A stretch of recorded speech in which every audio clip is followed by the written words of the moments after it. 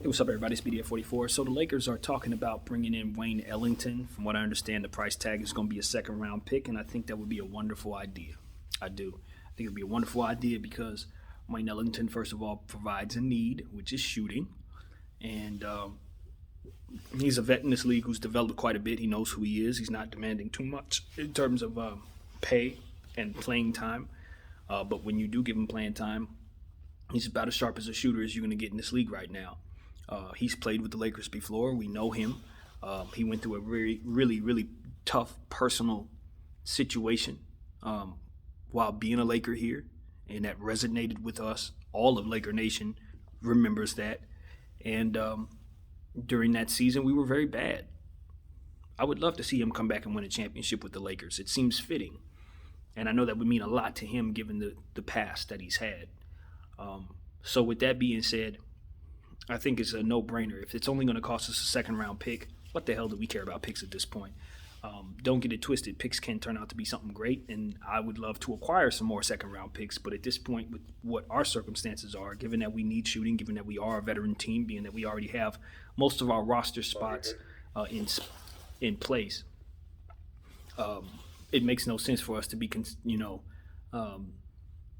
stingy with the second round picks when we can go and fit a need for giving up one or two. So if it's only going to cost us a second rounder, I'm on board. I think it would be great to have Wayne back, and he was a fantastic locker room guy, stand up player. He would do exactly what you needed him to do. And that's all you can ask of a guy, you know what I mean? We're not asking him to come in and be a superstar. We're asking him to come in and be himself.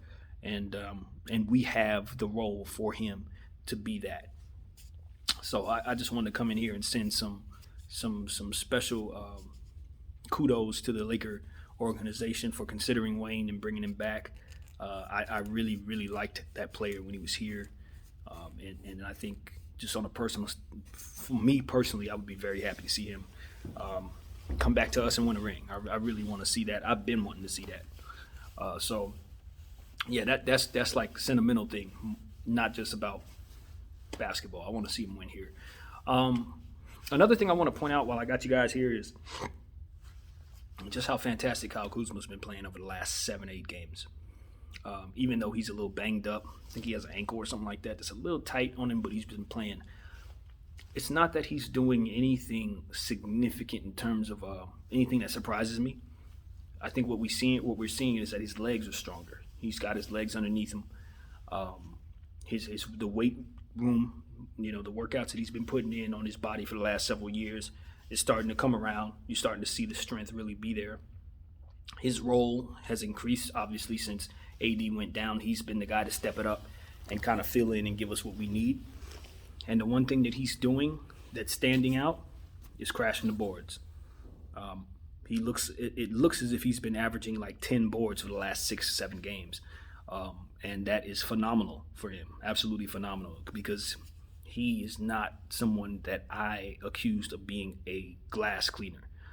He can rebound here and there, but when I think of Kyle Kuzma and all of his attributes, rebounding is not the first thing that comes to mind. So now that he's taking that side of the ball seriously, he's going after them while AD is out, and it's making a difference in terms of his statistics. His scoring has been really good, especially over the last 3 games. But even when he didn't have great scoring nights during this stretch, the rebounds were always in the double digits. And if he can keep that up, sky's the limit. And I would tell him, stay on this path with rebounding. Stay on this path for the rest of your career. Because these are little things that can make the difference between being an all-star and not. It's stuff like that, crashing the boards. Your scoring is going to come and go. Sometimes you're going to shoot really well. Sometimes you're not going to have it. But there are other ways to affect the basketball floor. Same thing goes with facilitating. Sometimes guys are going to make shots that you give them a pass for. Sometimes they're just not. But what you can definitely count on is that your effort on the glass is going to translate to your box score. It's going to always translate if you're pulling down boards. Now, when AD gets back, it's going to be kind of tough for him to pull down as many boards, to say the least. So he's going to have to really cash in right now to establish the front and center that this is who he is without AD. And everything I think about in regards to Kyle Kuzma always takes me back to just thinking that he deserves to be elsewhere. Even though I see him as somebody who's finally coming into his own and becoming somebody that I would love to have on my team, and I'm happy to have him here right now. I just think for him, and I've said this a million times, I just think he would be better elsewhere so that he can show us this much more consistently, like the rest of the players in his class who have gone on to do great things after leaving us. So I'm happy to have Kyle Kuzma nevertheless. I'm happy that he's finding his way in this role, but I really think that when AD comes back, it's just going to go back down. That's my concern anyway, that his numbers are just going to go back down. His confidence is going to kind of waver, and he's going to fall back into a kind of roaming around trying to figure out where he stands role. And I just don't think that that's where he needs to be headed in his career right now. I'd like to see him get upwards of 30 minutes a game and 10 shots a game. And if he can continue to crash the glass, it's just a matter of time before he makes an all-star team, just like a guy like Jaylen Brown. I mean, I never thought that Kyle Kuzma was lacking in natural talent. What he was lacking was certain pieces that would help complement his game, consistency in his role in minutes.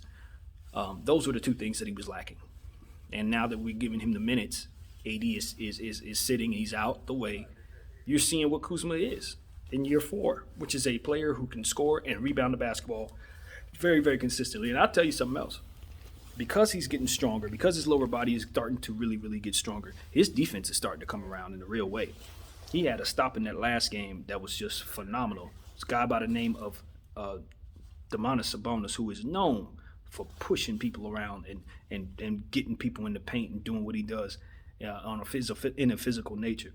Kuzma bodied up him in the paint and stopped the boy from scoring a very, very close clutch down the stretch basket. It was a key stop, and Kuzma bodied him up. Wasn't no double team coming, wasn't no anything. It was just two men, Kuzma and Sabonis. And Kuzma won the battle pushing a player that is known for pushing. I thought that was one of the most impressive things I've ever seen Kyle Kuzma do. And he did it in a time down the stretch of a game when his defense was most needed.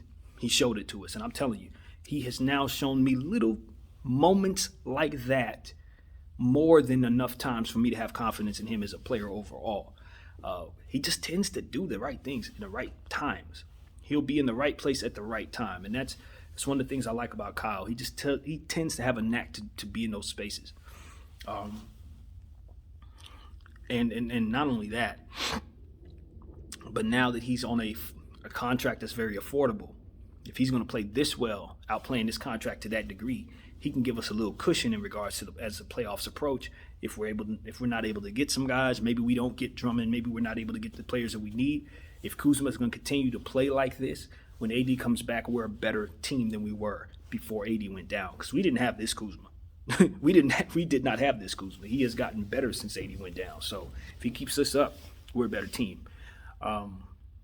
So that's one thing I wanted to acknowledge. Just love what I'm seeing out of Kyle. He is coming around. What else? There was something else about this team. Shout out to Jared Dudley. Get well soon, man. I don't know how he got a knee injury, but it's a season-ending knee injury for an older player. And we know that can be really, really, really tough to come back from when you're a guy like Jared Dudley, who's not an athletic guy to begin with, even though he does a great job of taking care of his body and staying ready. Unfortunately, he's in his late 30s or early mid-30s, something like that. He's like my age.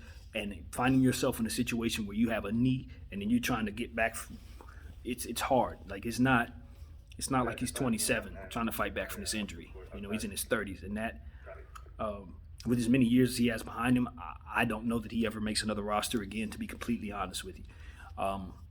But hopefully I'm wrong for his sake, and he's a real good motivator. You know, I saw a comment in the comment section of one forum that I was looking at yesterday.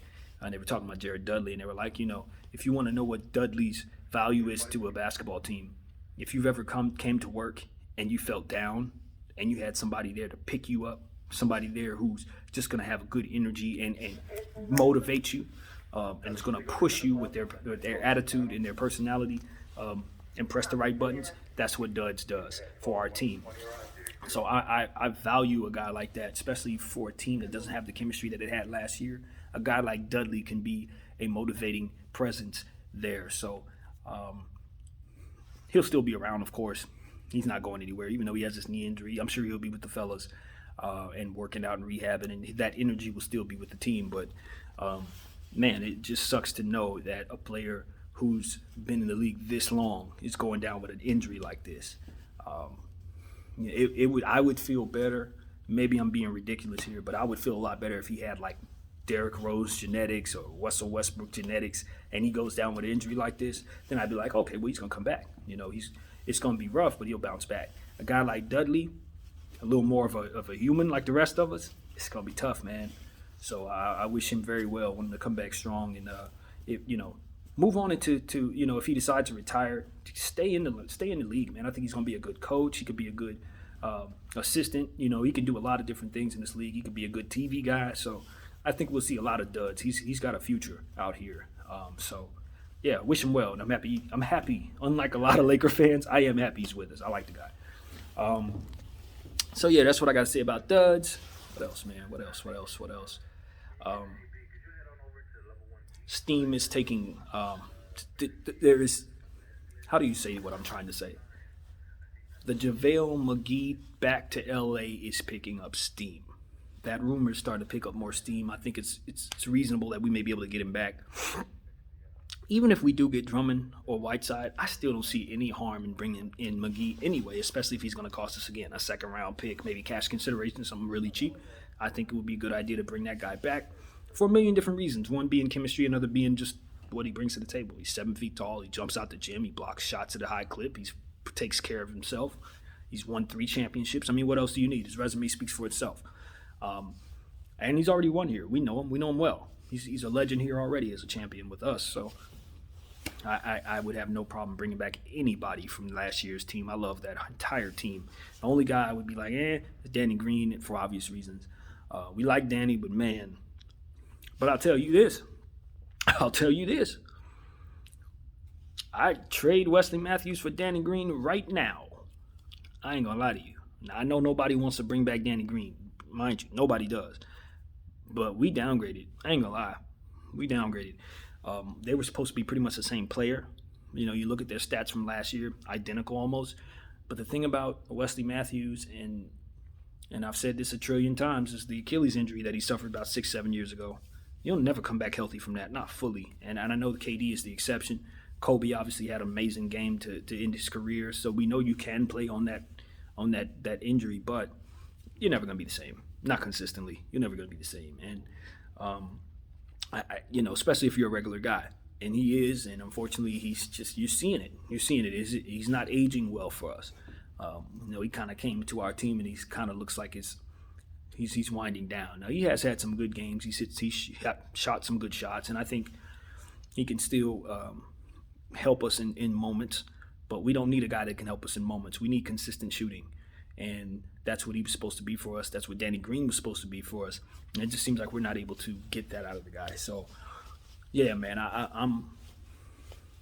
This is not news, but I'm definitely open to moving on from him and Marc Gasol as well. Even though I know he's hurt right now, I just don't think getting older is the way unless the older player can really bring in a specialty type of talent like Wayne Ellington, who can shoot the ball like crazy. We need that. But as far as like just bringing in a guy just to bring him in or keeping guys that are not helpful, no, we can't afford to do that. Not with the lay of the land getting stronger. Phoenix is a strong team. Utah obviously in the mix. I do believe that there are other teams that are getting better surrounding us. Teams that we're not even thinking about really. Portland as well as a team that you have to be concerned with as the playoffs approaches. So I do think the Lakers need to get better. The Clippers are struggling right now. They're hot and cold, but you still have to worry about them with Kawhi and PG down there. So at the end of the day, I still like our chances, but I do think we need to get a whole lot better if we're going to beat the Brooklyn Nets. It's that simple. Right now, I would honestly say that we are not a better team than them.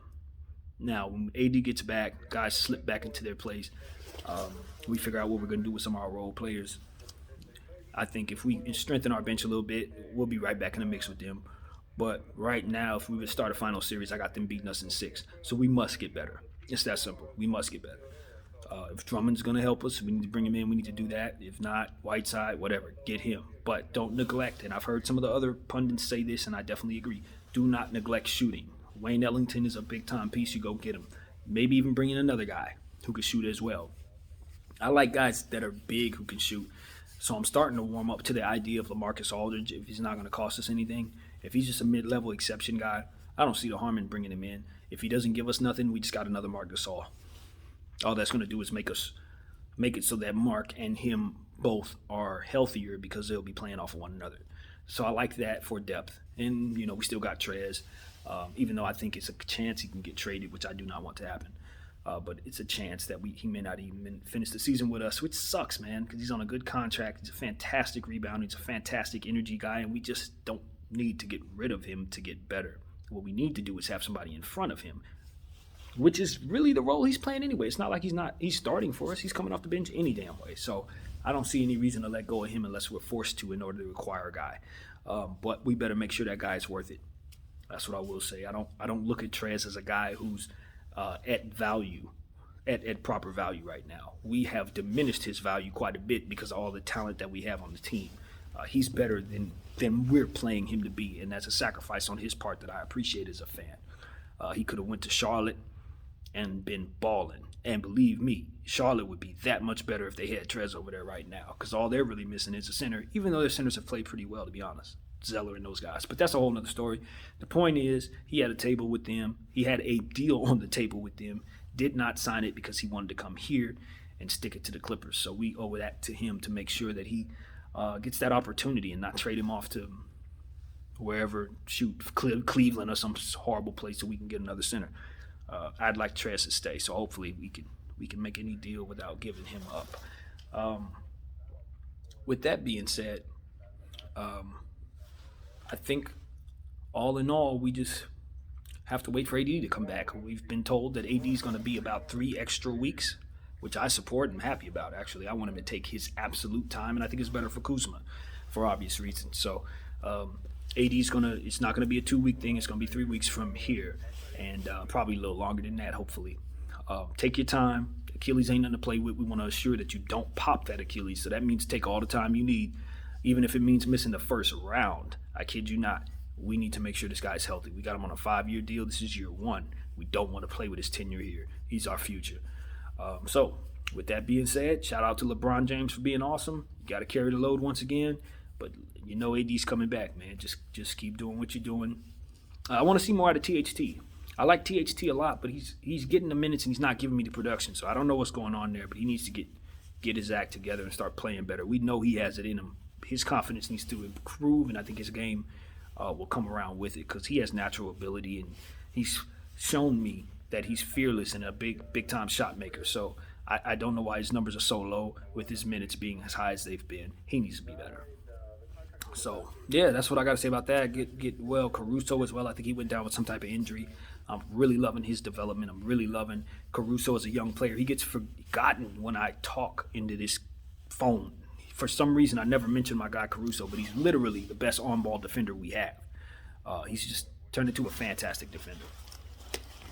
Go for 14. Gotta go. Thanks, you guys. Bye.